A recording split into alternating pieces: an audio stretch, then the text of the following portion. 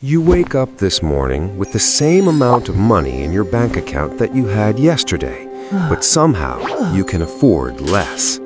No one pickpocketed you, no transaction appeared on your statement, no one sent you a bill, and yet something was taken. This isn't a thriller, it's Thursday. The year is 1913. You could buy a dozen eggs for 22 cents.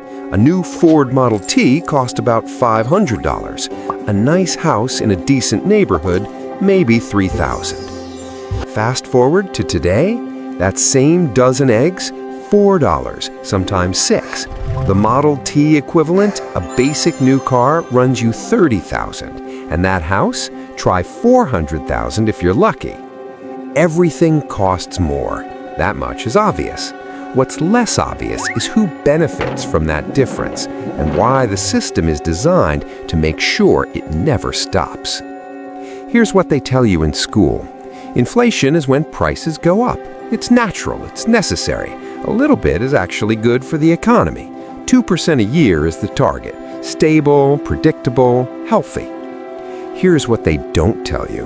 Inflation isn't just prices going up. It's your money being worth less, and that difference isn't a side effect, it's the point. Let's say you have $10,000 under your mattress, not in stocks, not in real estate, just cash. You do nothing with it. In a world with 2% inflation, after 1 year, that money buys you what $9,800 would have bought before. You still have $10,000, but it's not the same $10,000. After 10 years, your $10,000 buys what $8,200 used to. After 30 years, it's worth about half.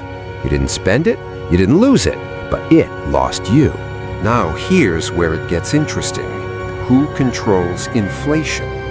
The central bank. In the US, that's the Federal Reserve. They print money, or more accurately, they create it digitally. And when they do, the total supply of dollars increases. More dollars chasing the same amount of goods means each dollar is worth a little less. This is not a conspiracy. It's policy. It's written down. It's the plan. When the government wants to spend more than it collects in taxes, it borrows. It issues bonds. And when no one wants to buy those bonds, the Federal Reserve steps in and buys them with money it creates out of thin air. During the pandemic, the Fed's balance sheet went from $4 trillion to $9 trillion in under 2 years. Trillion with a T. That money didn't exist before. Now it does. And every dollar that enters the system dilutes the value of the ones already in your pocket. So who wins? Debtors, borrowers, governments, corporations with massive loans. If you owe $1 million today and inflation runs at 3% a year, in 20 years that debt is worth about half as much in real terms. You pay it back with cheaper money. And who loses?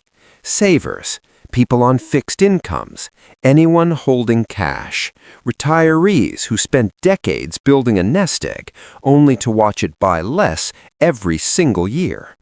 Workers whose wages don't keep up, the middle class watching their purchasing power erode in slow motion.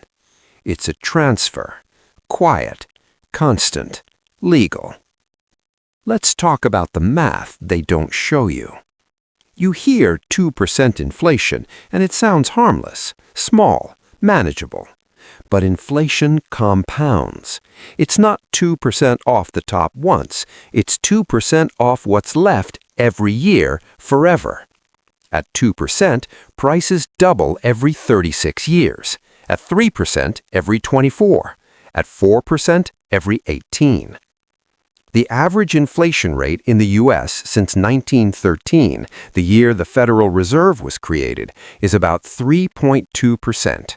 In that time, the dollar has lost over 96% of its purchasing power.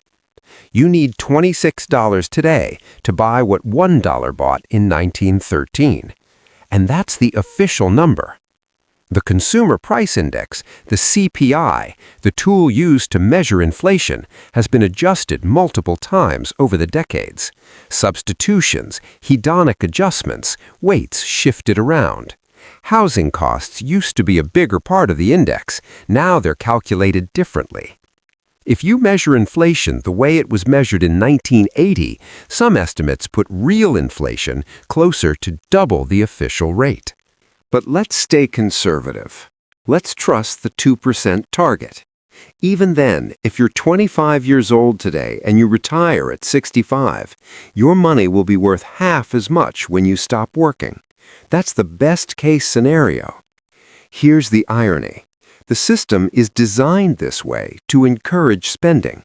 If money loses value over time, you're incentivized to spend it, or invest it, or do anything except hold it. That keeps the economy moving. That creates jobs. That funds growth. But it also creates a treadmill. You can't just save anymore. You have to outrun inflation. You have to invest, take risk, play the market, own assets. And if you don't know how, or don't have enough to start, or you're just trying to get by, you fall behind. Not because you did anything wrong, because the system treats standing still as falling. And when inflation gets out of control, when it's not 2% but 8, 10, 15, that's when the middle class gets hollowed out. That's when savings evaporate. That's when wages can't catch up, and rent becomes unaffordable, and groceries feel like a luxury. We saw it in the 1970s. We saw it again in 2021 and 2022. Stimulus checks, supply chain shocks, trillions in pandemic spending. Inflation hit 9%, the highest in 40 years. Wages rose, but not fast enough. People felt poorer even though they were working the same jobs. And the solution? Raise interest rates, make borrowing expensive, slow the economy down. Which sounds reasonable until you realize that also means killing jobs, stalling growth, and making life harder for people who had nothing to do with the money printing in the first place. The people who benefit from inflation aren't the ones who suffer when it's brought back down. Now zoom out. This isn't just a U.S. story. Almost every country in the world runs the same playbook. Central banks, fiat currency, inflation targets, debt-fueled growth. The British pound has lost 99% of its value since 1900. The German mark was destroyed twice in 1 century. The Argentine peso loses half its value every few years. Venezuela printed so much money that their currency became worth less than the paper it was printed on. It always starts with good intentions, stimulus, growth, jobs, and it always ends the same way. The currency loses value, savers lose purchasing power, and the people who control the printing press are the last ones to feel the pain. Here's the uncomfortable part. There's no exit. The system requires inflation to function. Governments need it to manage debt. Banks need it to justify lending. Markets need it to keep asset prices rising. Stopping inflation completely would mean stopping growth, which would mean recession, defaults, collapse. So it continues, 2% a year, maybe 3, maybe more, forever. You can protect yourself. Buy assets, real estate, stocks, commodities, things that hold value when currency doesn't. But that requires capital, it requires knowledge, it requires access. And for everyone else, they pay the tax, the invisible one, the one that never shows up on a bill but always shows up in the price of milk. So here's the question. If inflation is a policy choice, and that choice systematically benefits borrowers while punishing savers, and the biggest borrower in the system is the government itself, who exactly is this policy designed to protect? You already know the answer. You've known it since the price of eggs went up and your paycheck stayed the same. The tax never ends. It's not supposed to.